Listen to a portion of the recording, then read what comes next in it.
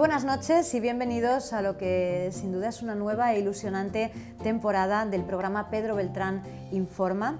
Hay novedades este año, tengo que decirles que a partir de ahora este programa que emitimos desde las instalaciones del despacho de Pedro Beltrán Abogados, desde la sede europea de la Asociación Europea de Abogados, va a tener una periodicidad semanal en lugar de bisemanal como venía siendo habitual. Los jueves, todos los jueves a esta hora, a las 9 de la noche, podrán tener habida cuenta de toda la actualidad, no solamente jurídica, sino también esta temporada política. Hablaremos de política internacional, política nacional, política local, según lo que sea actualidad en cada momento.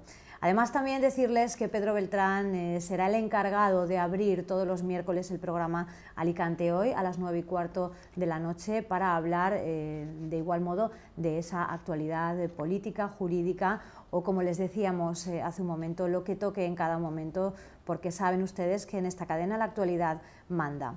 Hoy vamos a comenzar esta andadura hablando de Rusia y de Ucrania, del conflicto, de la relación entre ambos, y es un tema de absoluta actualidad en esta semana y intuimos que lo va a seguir siendo en los próximos días y en los próximos meses. Vamos a comenzar haciéndolo con Natalia Bedia. Ella forma parte del despacho de Pedro Beltrán. Natalia, ¿qué tal? Buenas noches. Bienvenida. Natalia, ¿cuál es la relación histórica entre Rusia y Ucrania para que se sitúen los telespectadores? Los rusos y los ucranianos han estado siempre juntos. Kiev era la capital de Rusia antes de que lo fuera Moscú y en la actualidad es la capital de Ucrania. Además es la fuente de la civilización de los modernos rusos, bielorrusos y ucranianos. Del mismo modo comparten tanto Rusia como Ucrania una religión, pues tienen la misma religión. Y también las iglesias y monasterios de Ucrania son de las más antiguas de Europa. Es de enorme importancia que comparten la misma religión porque sirve de nexo de unión, del mismo modo que sirvió la Segunda Guerra Mundial, tanto en sus victorias como en las pérdidas de combatientes que tuvieron ambos bandos. Por otro lado, nos encontramos con que la lengua oficial en Ucrania es el ruso. Sin embargo, hay un tanto por ciento de la población que emplea el ucraniano. Sirva como ejemplo los mercaderes que venían del oeste de Europa que hablaban en ucraniano. Y del mismo modo, también en los establecimientos, los carteles estaban en ucraniano, pero no los que eran oficiales, pues los oficiales estaban en ambas lenguas. Por ello, se elaboró una encuesta en el año 2006 sobre los hogares de Kiev y se descubrió que un 23% de la población utilizaba el ucraniano en exclusiva en su hogar, mientras que un 54% utilizaba de modo exclusivo el ruso y un restante que utilizaba ambas lenguas indistintamente. Es de vital importancia y también nos sirve para darnos cuenta de la semejanza entre el ruso y el ucraniano, pues es muy similar a lo que diríamos hoy en día el castellano y el catalán. También cabe decir que en las universidades las clases se impartían en ruso, pero había algunos profesores nacionalistas que las impartían en ucraniano. Este nacionalismo ucraniano se refugia en una pretendida occidentalidad y se notaba en Europa como una oposición al socialismo. Tras la declaración de independencia de Ucrania en el año 1995, Ucrania heredó una serie de territorios que habían pertenecido a otros estados, como Polonia, por ejemplo, y algunos otros colindantes. Y también recibió de Rusia la península de Crimea, en el año 1954, de manos del Khrushchev, que era secretario general del Partido Comunista. Por otro lado, también tenemos que tras la disgregación de la URSS, en Ucrania se cambió el idioma y pasó a utilizarse de forma oficial y obligatoria el ucraniano. Si bien había una parte de la población que ha seguido utilizando el ruso, aunque hoy en día en las reuniones oficiales está prohibido utilizar el ruso y únicamente se habla ucraniano. También es muy importante tener en cuenta la guerra que se está llevando entre los prorrusos del este, que tienen sus negocios en la parte de Ucrania colindante con Rusia, y los magnates ucranianos, que tienen la mayor parte de sus negocios en la parte colindante con Europa, y nada, de ahí la enorme guerra que están teniendo entre ellos. Claro. También es muy importante sacar a colación que es una guerra fratricida, porque como hemos visto son pueblos hermanos, que provienen de una misma matriz cultural y que han estado juntos durante siglos. Claro. ¿Cómo llega Ucrania exactamente a la independencia? Natalia. Pues Ucrania llegó a la independencia a raíz del fracaso del intento de golpe de Estado llevado a cabo el 19 de agosto de 1991 por parte de algunos miembros del Partido Comunista. También se le denomina por ello el golpe de agosto. Durante este breve periodo depusieron al presidente de la Unión Soviética de aquel entonces, Mikhail Gorbachev, y tomaron el control del gobierno.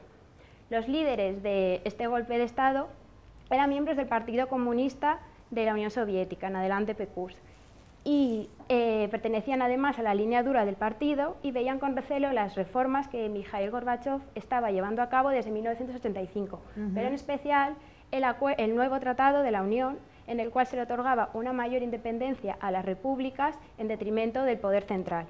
Y esto ellos no lo veían con buenos ojos porque pensaban que eso desembocaría tarde o temprano en la independencia de las repúblicas. El contenido de este programa llevado a cabo por Mikhail Gorbachev se resume en las siguientes palabras: perestroika y glasnost. Perestroika significa reestructuración económica y glasnost significa transparencia política. Con lo que no contaba Gorbachev era que al realizar estas reformas se produjeron un montón de agitaciones de nacionalistas que no eran rusas y del mismo modo los temores de independencia se acrecentaron, porque se les dio una mayor independencia. Y además tuvo también reticencias por parte de miembros conservadores del socialismo, de la Unión. Y bueno, ya como punto final decir que bueno, tras la disolución de la URSS en el año 1991, pues en un primer momento fue por declarar una independencia a una serie de países como son Estonia, Letonia, Lituania y Georgia. Y se llegó a ello debido a que en ese mismo año en la URSS había una escasez de recursos enormes y de alimentos de primera necesidad, que la gente hacía incluso colas para obtenerlos. Todo esto desembocó en una situación de crispación y en la independencia de las consiguientes repúblicas. Una de las últimas fue Ucrania, que el 24 de agosto aprobó la declaración de independencia y convocó un referéndum.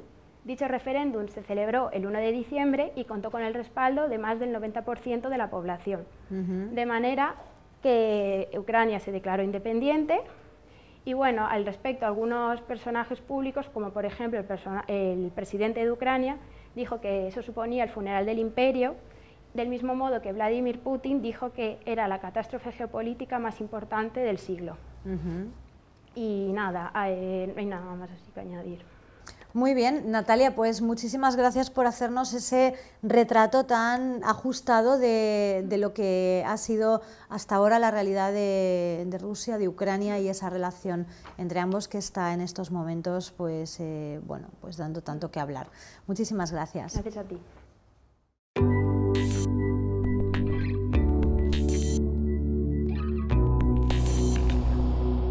Pues bien, ahora sí, estamos ya con Pedro Beltrán, presidente de la Asociación Europea de Abogados y además él es quien dirige este despacho. Pedro, ¿qué tal? Muy bien, buenas noches. Bueno, sabemos que has estado recientemente visitando Rusia y Ucrania. Y nos gustaría saber, en primer lugar, las impresiones que te has traído de allí, pero antes de empezar, explícanos un poquito. Vemos que tienes a tus espaldas una bandera y que tenemos determinados objetos hoy aquí haciendo las veces de decorado de este primer programa. ¿Nos puedes explicar un poquito de qué se trata? Bueno, aquí tenemos la bandera. Esta es la bandera de Ucrania, que tiene especial simbolismo estos días porque el 24 de agosto fue el día de la independencia y estaba Kiev, que estuve allí en Kiev, lleno de estas banderas. Aquí la tenemos en la versión grande y esta es la versión pequeñita. Y el resto de los decorados, que no piensen los telespectadores que aquí nos hemos hecho comunistas, porque tenemos a Lenin, a Stalin y a Trotsky, pero es que realmente pegan completamente en este programa, porque si hablamos de historia de Rusia, creo que son los nombres que nos vienen a todos a la cabeza. Nos viene Lenin, nos viene Stalin y nos viene también Trotsky, por supuesto. Lo demás que tenemos está relacionado con Rusia. Este es un documental maravilloso sobre el papel de Stalin durante la Guerra Mundial, otro documental sobre Rusia, un libro magnífico de Gorbachev sobre la perestroika, la historia de Rusia, y una parte menos conocida de Rusia que a mí me apasiona, que es la parte musical, y concretamente el siglo XX de Rusia. El siglo XX de Rusia tiene dos compositores muy relacionados con el tema político. Mi favorito, soy un fanático casi, es Sostakovich, que lo tenemos ahí en una columna completa.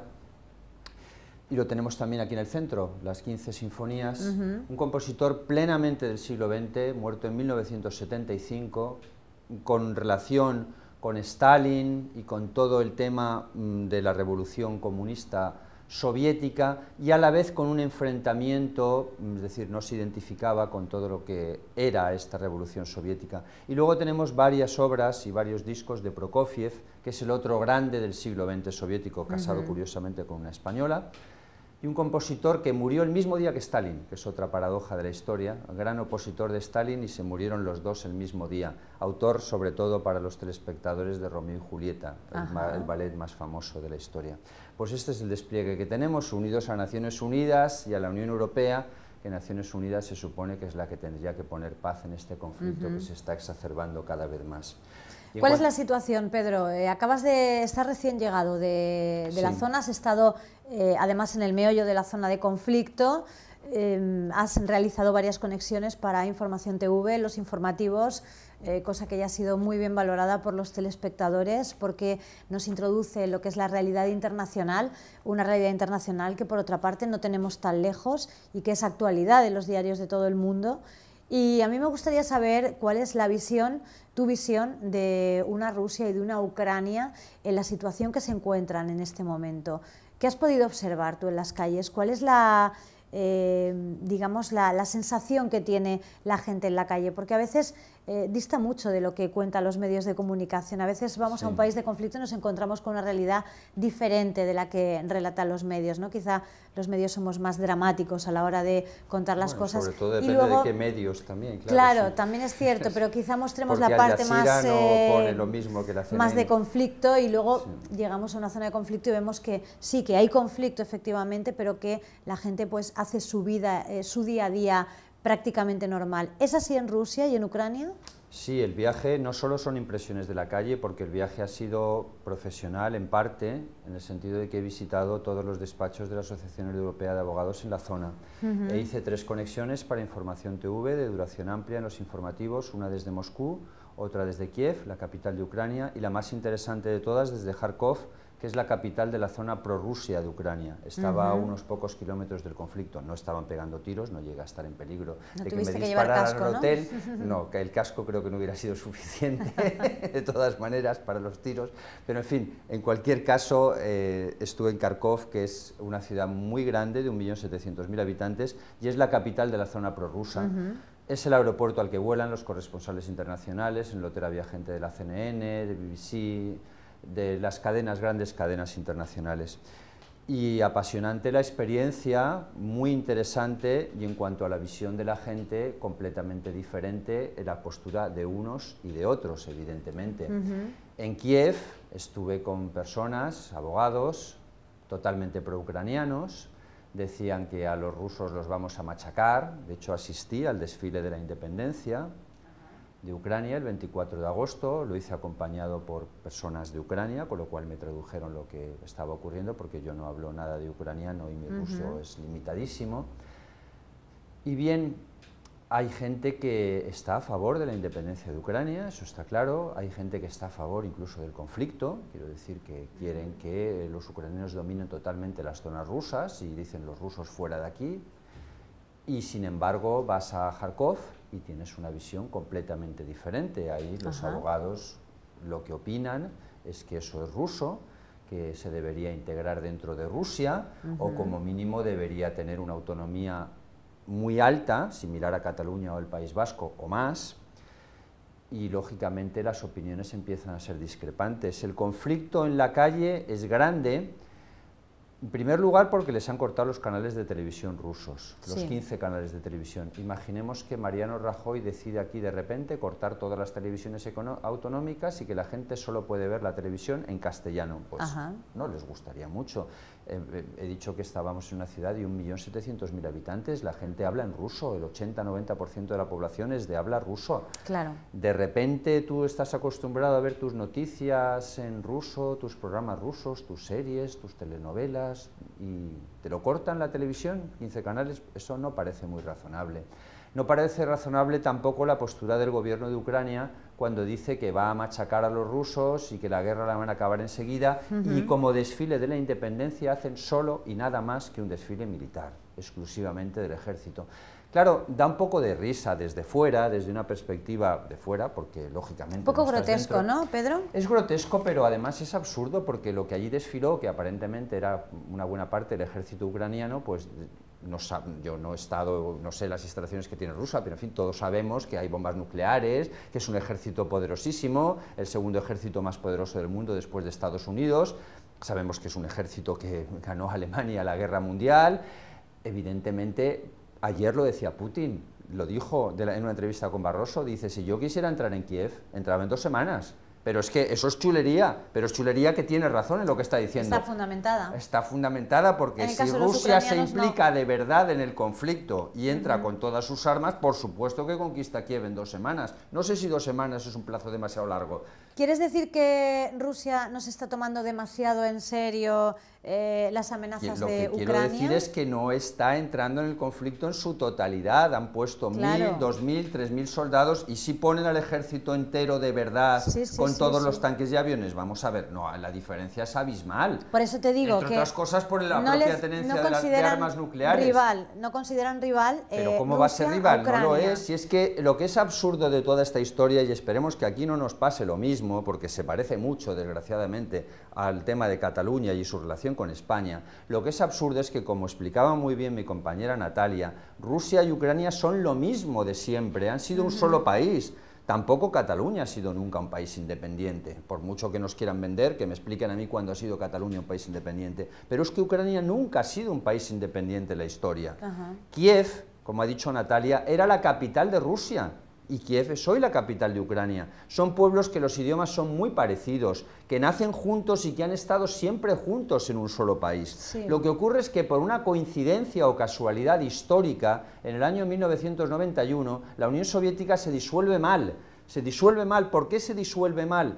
Porque Yeltsin quiere eliminar a Gorbachov.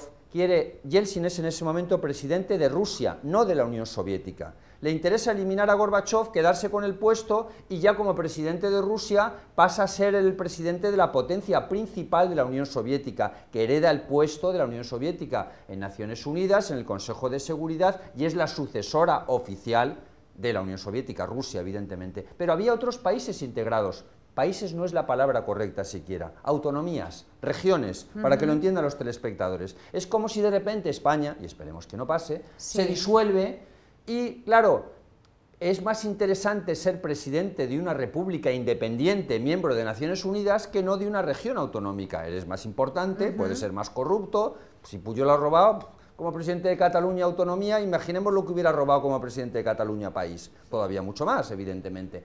Con lo cual, se crean entidades y países que no habían existido jamás, Turkmenistán, Kazajstán y muchos más, que no habían sido nunca, y Ucrania nunca había sido un país, jamás en la historia Ucrania había sido un país independiente.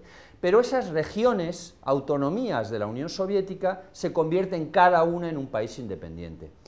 Claro, a partir de ahí ya todo se ha hecho mal, porque desde ese momento no hay un mínimo de sensatez y sentido común. Lo que tendría que haber, como en parte falta en España, pero no hemos llegado tampoco a un nivel tan grande, lo que tendría que haber es una gran autonomía para las zonas prorrusas, porque ellos tienen su propio idioma, distinto del ucraniano, tienen una cultura diferente, es un pueblo que está ahí, integran una comunidad de varios millones de personas. Ucrania es más grande que España, tiene 700.000 metros cuadrados y son 46 millones de personas. Sí. Pues deberían dar esa autonomía, que aquí sí que lo hemos conseguido, luego vino el referéndum famoso del Tribunal Constitucional, se parecen muchas cosas a la situación que tenemos aquí. Es verdad que los ucranianos votaron por la independencia, eso es verdad, que hubo un referéndum y se votó por la independencia. ¿En qué porcentaje se ganó ese 80%, pero hay un matiz importante, que es que antes de ese referéndum hubo otro en marzo, en el que se votó por la continuación de la Unión Soviética. ¿Qué es lo que ocurre en agosto y por qué cambia el resultado del referéndum? Porque en esos días de agosto hay una revolución a nivel de Unión Soviética en donde se pretende instalar otra vez una dictadura comunista. Y por rechazo el pueblo ucraniano vota no querer integrarse en eso, no querer saber más de la Unión Soviética y por eso ser independientes. pero eso no significa que realmente la población de Ucrania esté por la independencia, y desde luego los que no están por la independencia son los rusos que hay dentro de Ucrania. Es decir, en ese sentido, por eso veo el paralelismo con la situación española, pero el problema es que ahí lo están resolviendo con tiros y con tanques, y espero que aquí no lo resolvamos así. Si se convoca el referéndum en Cataluña y se gana el referéndum en Cataluña por la independencia, no sé cómo lo vamos a resolver, pero en fin, eso sería otra historia, pero allí lo están resolviendo con disparos, muriendo gente todos los días, y un conflicto que cada vez es mayor, cada vez se está haciendo más grande. Ucrania ha pedido ingresar en la OTAN. Si Ucrania ingresa en la OTAN, automáticamente los miembros de la OTAN tienen que proteger a los otros miembros de la OTAN. ¿Qué va a haber? ¿Una guerra entre Estados Unidos y Rusia? Claro. Esperemos que no, es que esperemos que la OTAN sea sensato y no les acepte. ¿Hasta dónde crees tú que va a llegar este conflicto, Imposible Pedro? de pronosticar, pero las posturas no son nada sensatas y razonables. Yo espero que prime el sentido común. Y es triste decirlo, pero el sentido común está más por las posturas de los rusos que de los ucranianos, que son los que están chulescos y absurdos. Putin es muy razonable cuando dice, no, lo único que queremos es la autonomía de las zonas prorrusas. Es cierto que Ucrania sea una república federal, tiene todos los componentes para ser una república federal. Y lo ideal sería la unión, pero la unión completa, voy a una unión más grande, de la que hablaremos la semana próxima con más extensión en un programa dedicado a Rusia y Europa. Voy a la unión de Rusia, Ucrania y Ucrania dentro de la Unión Europea, porque el mundo está para sumar, no para restar. Claro. Y Rusia está dentro de Europa, no nos olvidemos. Rusia es Europa. Toda esta tradición histórica, Moscú y San Petersburgo son ciudades totalmente europeas, con su religión ortodoxa, todo lo que quieras, también es ortodoxo Grecia, Bulgaria, Rumanía, y están dentro de Europa, y Bulgaria y Rumanía son miembros de la Unión Europea, y Grecia también, por supuesto. ¿Por qué no integrar a Rusia dentro de la Unión Europea? ¿Por qué no integrar también a Ucrania dentro de la Unión Europea y sumar y no restar? Rusia tiene muchísimo que aportar a la Unión Europea. Pero me viene fenomenal que nos des este pie ya para el programa de la semana que viene, del jueves que viene. Lo tenemos que dejar hoy aquí, pero hablamos la semana que viene de esa relación entre Rusia y Europa. Pues emplazamos para el capítulo siguiente, el capítulo 2, la semana próxima. Muchas gracias, jueves Pedro. A las 9. Muchas gracias a ti y a Información TV. Pues ya lo saben, el próximo jueves estaremos de nuevo a las 9 de la noche con todos ustedes, en esta ocasión para hablarles de la relación que existe entre Rusia y Europa. Lo haremos con Pedro Beltrán desde este mismo lugar y aquí les esperamos. Gracias.